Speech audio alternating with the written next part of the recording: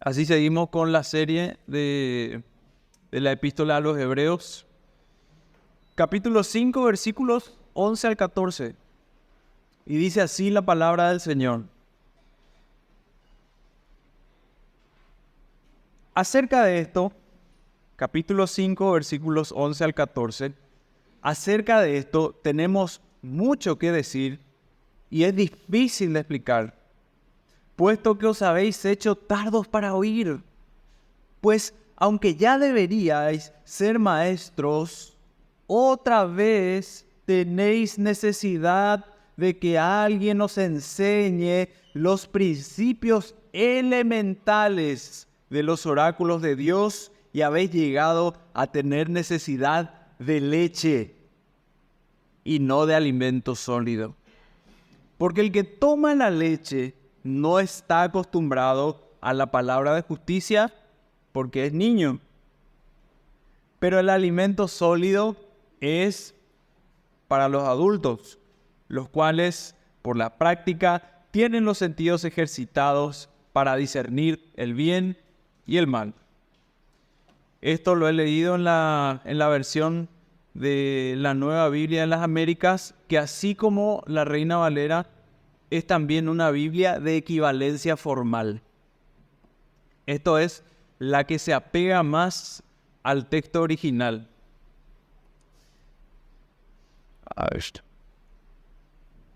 Una vez, escuchando un sermón del pastor Sugel Michelin, hubo una idea que me llamó bastante la atención. Y decía algo así como que dejar de avanzar en el cristianismo es retroceder. Dejar de avanzar en el cristianismo es retroceder. No es que te quedaste nomás en un lugar, sino que realmente retrocediste. El autor a los Hebreos hace, como ya hemos dicho, hace una poderosa exhortación en estos 13 capítulos, queriendo evitar eso, el retroceso, la paralización e inclusive la apostasía. Él quería que aquellos cristianos judíos, esas tribus dispersas, tentadas a abandonar y volverse al judaísmo por la persecución, puedan otra vez retomar el curso, reencauzarse, mirando a Cristo en lo que Él es y lo que ha hecho por ellos. Eso es lo que hace el autor a los Hebreos. Les habló a su audiencia de Cristo, mostrándole como un mensajero superior de parte de Dios, eso en el capítulo 1, servido por ángeles, superior a Josué como conquistador de la tierra prometida, superior a Moisés y aún superior a Aarón. Y en este punto del libro de Hebreos, el autor lo que hace es interrumpir su discurso sobre la superioridad de Cristo como sacerdote por encima de Aarón. Él lo interrumpe para decirles algo, y no necesariamente grato. Es para decirles que estaba decepcionado de ellos. Así es. Y el título del sermón de hoy es Confrontando la inmadurez espiritual. Confrontando la inmadurez espiritual. Y está dividido en dos características de esta inmadurez. La primera característica, el inmaduro es negligente. Y ello va desde los versículos 11 al 12. En cambio, hay una segunda característica que es el inmaduro no discierne. Versículos 13 al 14. Tenemos que el inmaduro es negligente y el inmaduro no discierne. Y empezamos con la primera característica. El inmaduro es negligente. Versículos 11 al 12. Y repito, acerca de esto tenemos mucho que decir y es difícil de explicar, puesto que os habéis hecho tardos para oír. Pues aunque ya debierais ser maestros. Maestros ya tenían que ser ustedes. Otra vez tenéis necesidad de que alguien os enseñe los principios elementales de los oráculos de Dios. Y habéis llegado a tener necesidad de leche y no de alimento sólido. Evidentemente el autor empieza decepcionado con sus lectores. Él desearía poder seguir compartiendo con ellos cosas profundas y sublimes acerca del Señor Jesucristo, pero no puede hacerlo ya más, porque a pesar de haber sido creyentes desde hace mucho tiempo ya, no avanzaron suficientemente en el conocimiento de la Escritura como para poder digerir y asimilar esos principios tan maravillosos y poderosos. Y acá hay una cuestión, el problema no tiene que ver con inteligencia, no tiene que ver con una cuestión de coeficiente intelectual, tiene que ver con otra cuestión que tiene que ver con el hambre espiritual, con eso tiene que ver. Porque las cosas del Espíritu Santo tienen que ser discernidas espiritualmente. Y quien no crece en la vida espiritual, ¿saben qué? Tampoco crece en su capacidad de seguir aprendiendo y entender y desarrollarse. Ahí hay un estancamiento. En otras palabras, hay una relación muy estrecha y directa entre nuestra condición espiritual y nuestra comprensión de la palabra. Muy estrecha. Hay una frase muy común que dice, nadie ama lo que no conoce. Y sí, cuanto más le conoces a la persona, más conoces sus características y más se desarrolla un amor. Cuanto más conoces la Escritura, más ves lo grandioso que es Dios y más le amás y más genera un hambre de palabra y más desea un hambre de buscarle y obedecerle. Hay una relación muy estrecha ahí.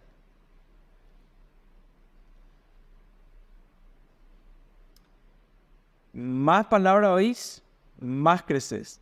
Más creces, más ganas tenés de seguir aprendiendo. Pero acá pasó algo. Algo es como que en estos destinatarios, en estos cristianos estaba pasando algo le cortó el crecimiento espiritual, algo le desvió la atención y también el oído. Es como que ahora seguían asistiendo a los cultos y en vez de prestar atención, permitían que su mente se vaya para cualquier lado, menos en lo que Dios quería decirle a través de su palabra. El mensaje les entraba por un oído y les salía por el otro. Ya se habían vuelto perezosos y no se estaban sometiendo a esa disciplina del estudio de la palabra, el escudriñar las Escrituras. Ahora, como ya hemos dicho, la relación es demasiado evidente entre la condición espiritual y el hambre de palabra. Y cuando el cristiano se empieza a volver sordo, no es que su tímpano no vibre. El corazón es el que no quiere crecer ya. Es como que el estancamiento viene ya desde adentro. Se hace insensible. Es como que se va endureciendo. Y como dice la característica que estamos desarrollando, el inmaduro es negligente. Y el versículo 12a dice, debiendo ser ya maestros, después de tanto tiempo, tenéis necesidad de que se os vuelva a enseñar cuáles son los primeros rudimentos de las palabras de Dios. Y le voy a dar una traducción de equivalencia funcional o dinámica.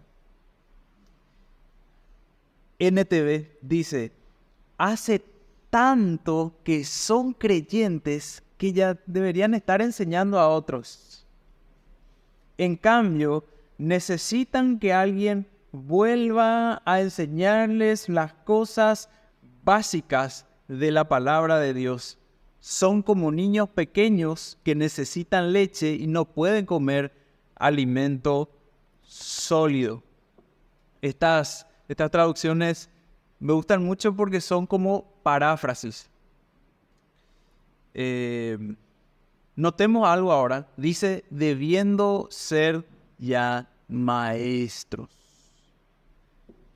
No dice pudiendo serlo, debiendo ser ya.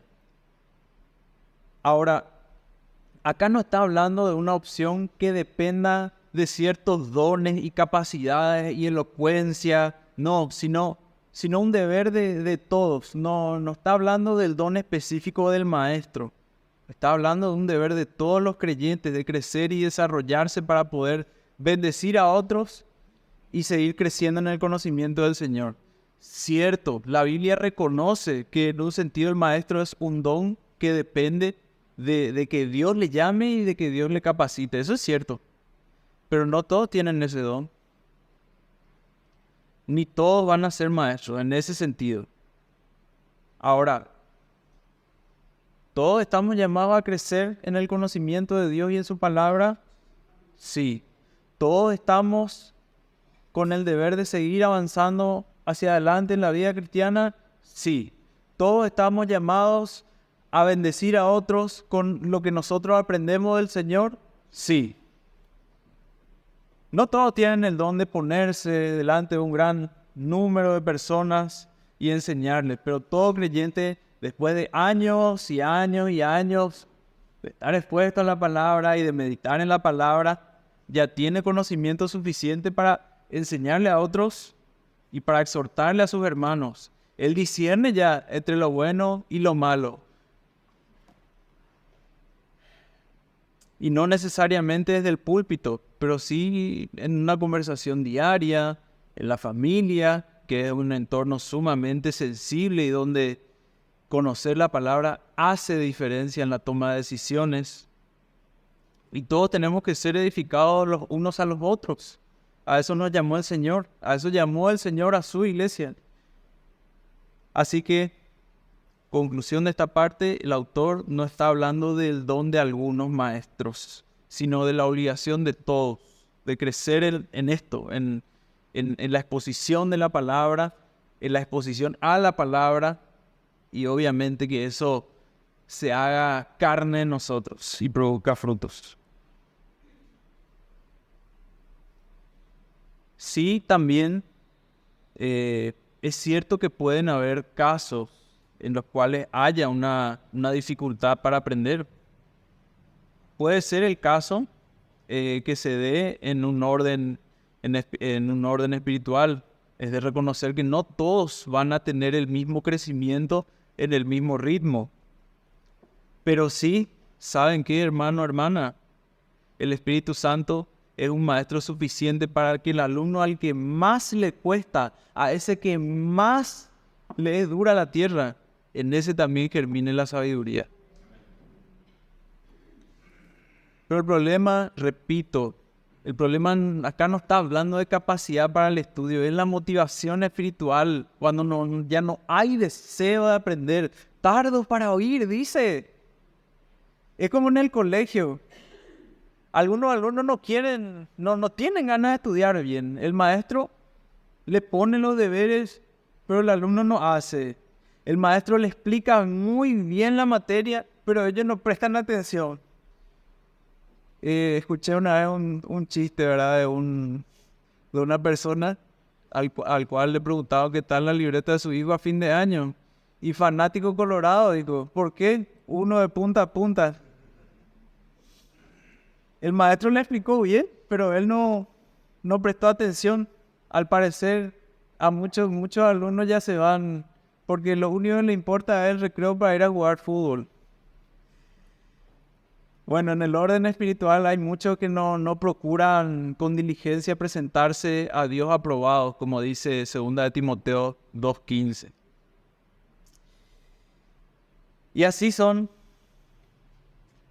es el panorama que nos ilustra en relación a estos primeros lectores. El autor les acusa de haber sido negligentes en estas áreas, de modo que ni siquiera aprendieron bien las enseñanzas más básicas, más elementales de la fe, los rudimentos. Ni siquiera saben explicar bien los conocimientos básicos del Evangelio. Y ahora la persecución les sopla y ahora el judaísmo otra vez les seduce y ya están en peligro de volverse otra vez para atrás.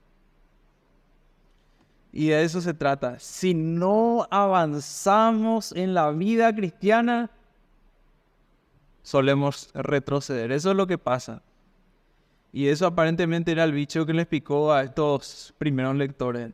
No solo dejaron de avanzar en la fe, sino que habiendo recibido la lección en el pasado, ahora ya se están olvidando y necesitan otra vez recibir de nuevo.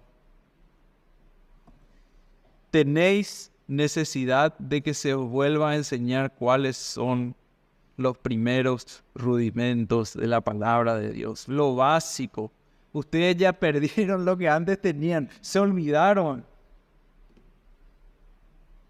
Y ¿saben qué? También si ellos no han crecido, no solo dejaron de cumplir los propósitos para sus vidas, sino que también impidieron que la obra siga avanzando, porque van a fallar en la evangelización, van a fallar en formar a otros.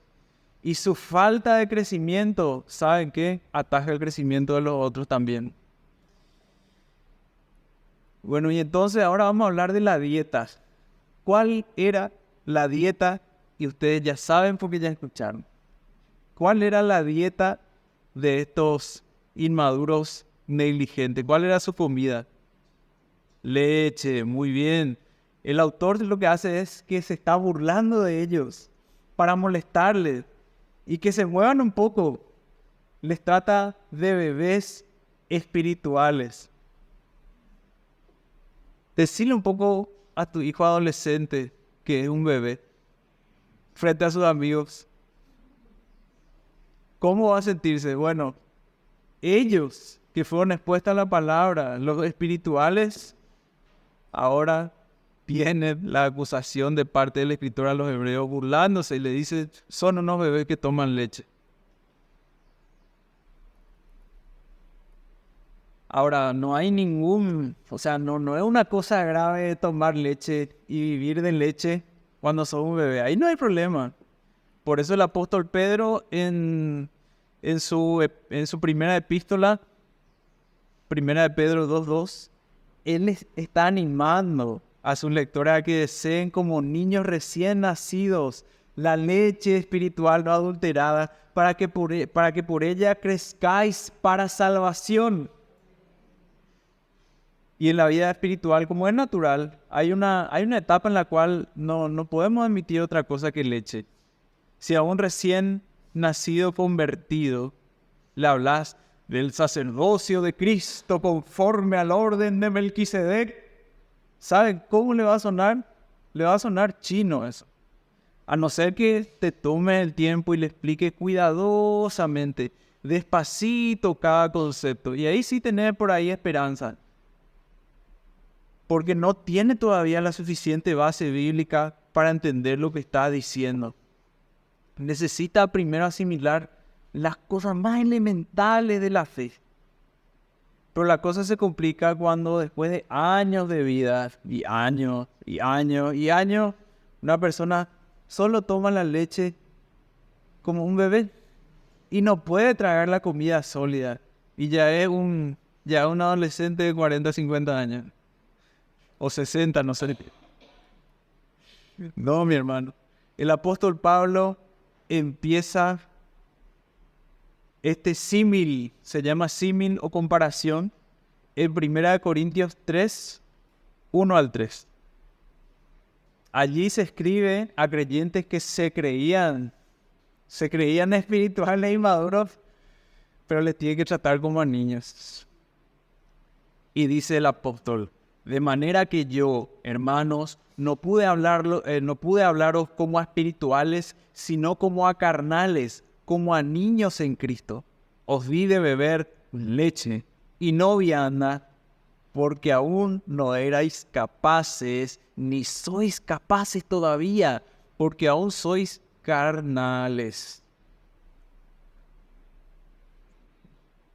Luego, sigue explicando por qué le considera incapaz de recibir una comida más sólida, dando ejemplo de su inmadurez y de carnalidad. Eso es lo que hace. Un ejemplo.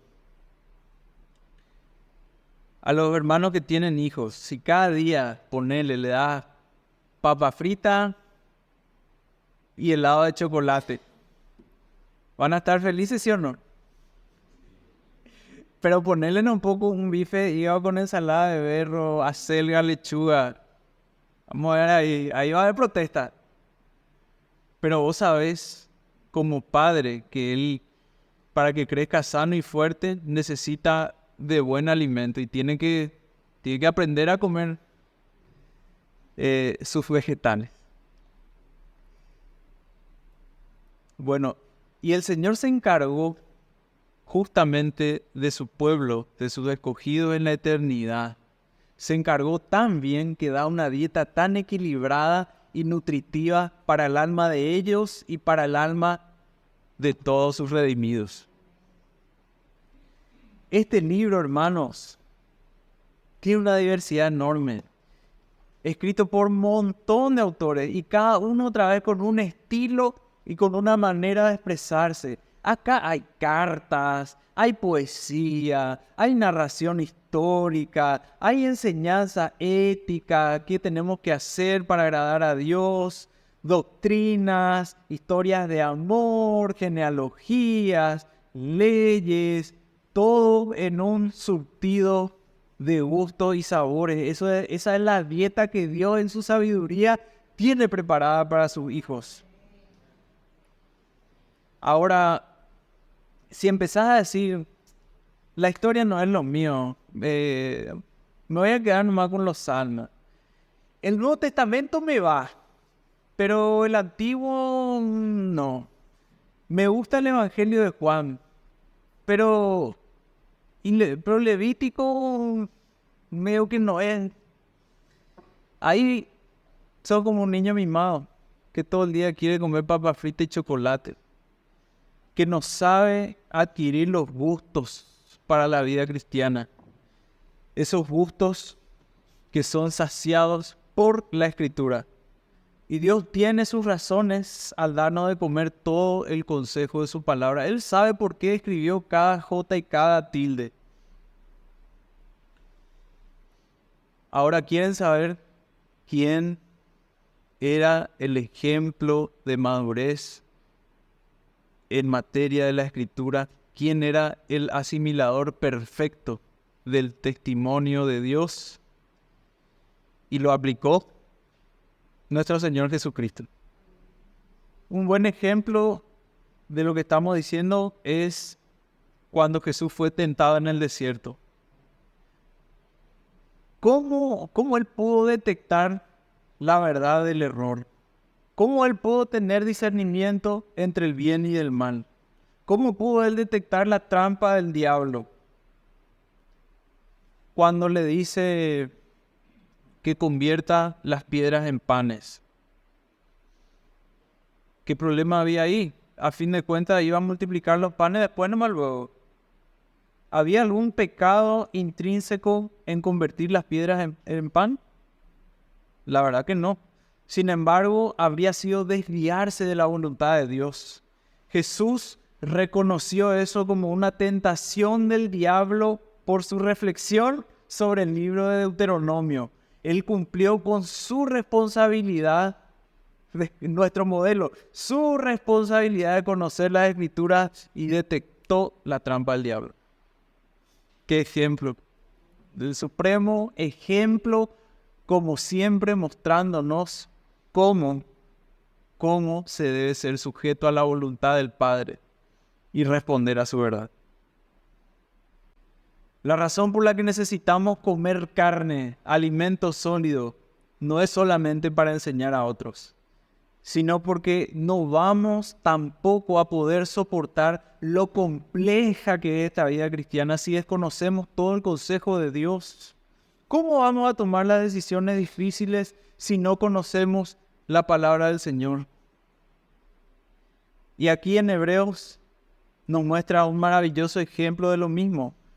lo que más podría haber sostenido a estos creyentes hebreos del primer siglo era contemplar a Cristo como sumo sacerdote conforme al orden de Melquisedec, que es un orden superior al orden de Aarón y anterior al orden de Aarón.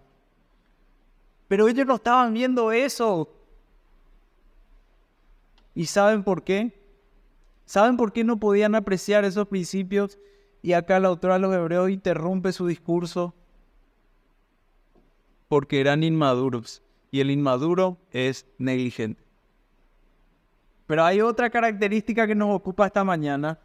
Y la segunda característica del inmaduro espiritual es que el inmaduro no discierne. Versículos 13 al 14.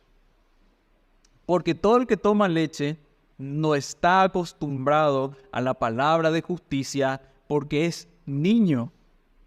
Pero el alimento sólido es para los adultos, los cuales por la práctica tienen los sentidos ejercitados para discernir el bien y el mal. Disciernen el bien y el mal. Está muy bien ser infantil si estás en la niñez y excelente. Jugar con tu autito, lo que sea.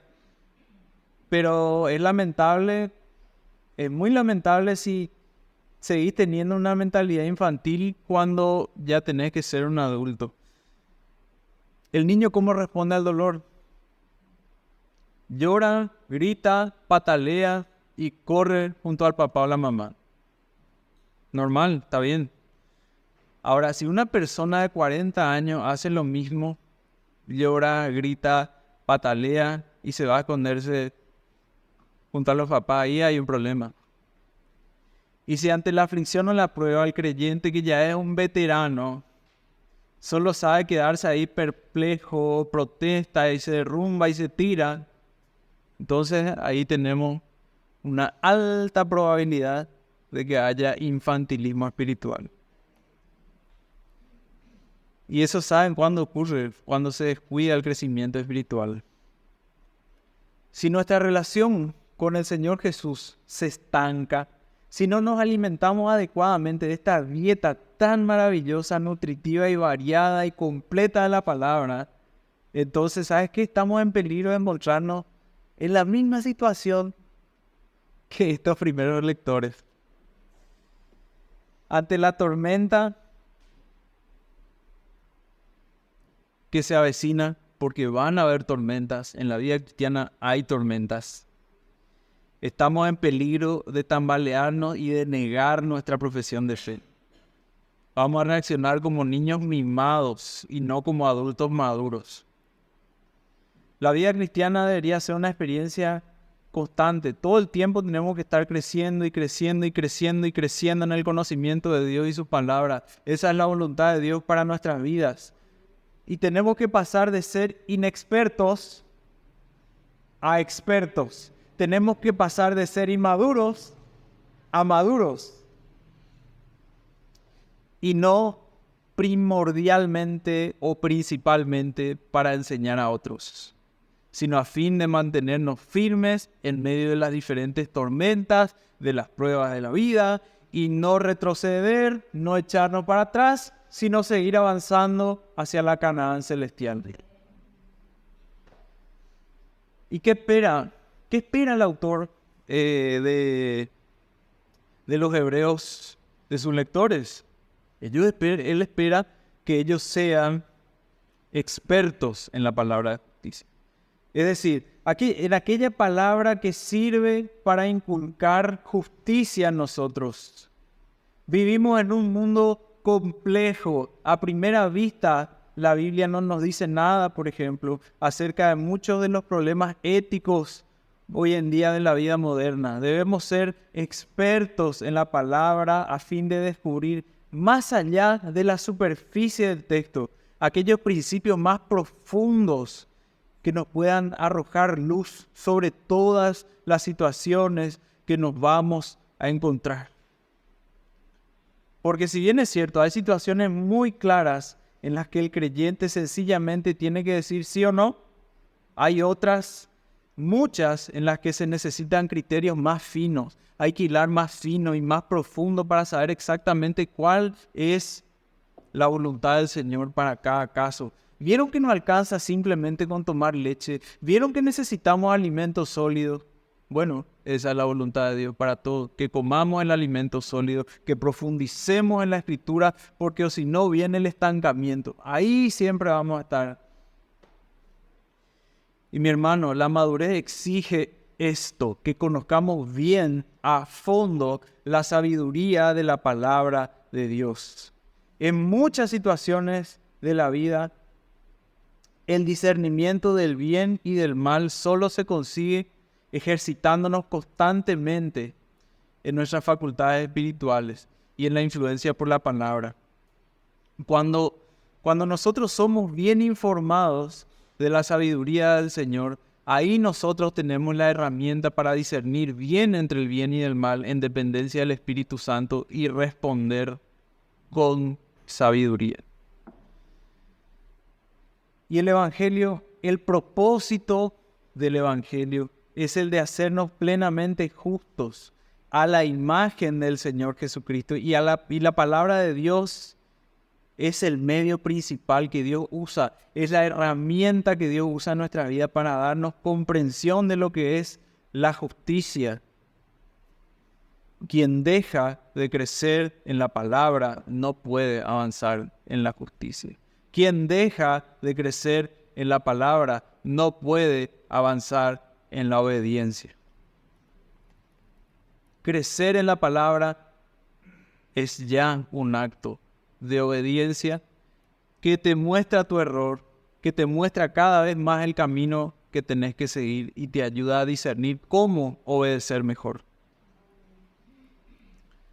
Y no se preocupe si usted siente que necesita todavía madurar, o mejor, sí se puede preocupar legítimamente, pero no se detenga por eso, porque Dios da sabiduría abundantemente y sin reproche. Pídala, ejercítese en la palabra y el Señor le va a ayudar a alcanzar la madurez poco a poco, paso a paso, hasta que vea cara a cara al sabio de sabios, al Verbo, al Logos divino, a la sabiduría de los siglos, cara a cara a Cristo Jesús. Ahora hay un error,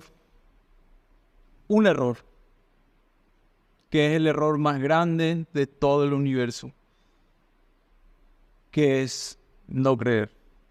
No creer en el anuncio, no creer en lo que Cristo es y en lo que Cristo hizo. Y eso es un error de muerte, eso es una tragedia, eso se llama incredulidad. Y más que un error, es un pecado mortal. Sin embargo, si alguno está en esta condición y todavía no ha creído en lo que Cristo es y lo que Cristo hizo, porque esto es el Evangelio, Jesús y su obra. Si alguno no ha creído, este es un momento para poder arrepentirse de sus pecados, reconocerse necio, reconocerse pecador y creer en Cristo para poder ser salvo. Arrepiéntete, corre a los brazos de Cristo, corren a los pies de Cristo en humillación.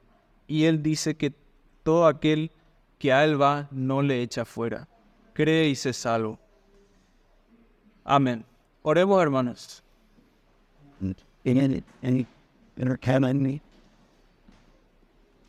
Amado y bendito Dios, te damos gracias. Gracias, Señor, por este testimonio. Perdón, Señor, por las veces que hemos sido negligentes e inmaduros, Señor. Hemos de arrepentirnos de ese pecado una y otra vez, Señor, porque ese Adán remanente que todavía subsiste en nosotros, Señor, nos hace flojos, nos hace perezosos en esta tarea que significa tanto, Señor, que es crecer en tu palabra.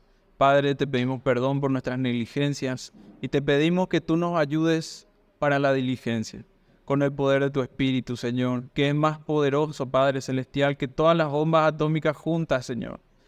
Tu poder, Señor, tu poder divino que levanta muertos, Señor. Ese poder nosotros te lo pedimos para nuestras vidas, para edificación nuestra, para edificación de nuestra iglesia, Señor. Te pedimos, Padre, que tú nos ayudes con tu mano, Señor. Guíanos y ayúdanos a ser cada vez más semejantes a la persona de Cristo. Bendito sea tu santo nombre y te damos gracias por esta oportunidad de escuchar tu palabra. Amén y amén.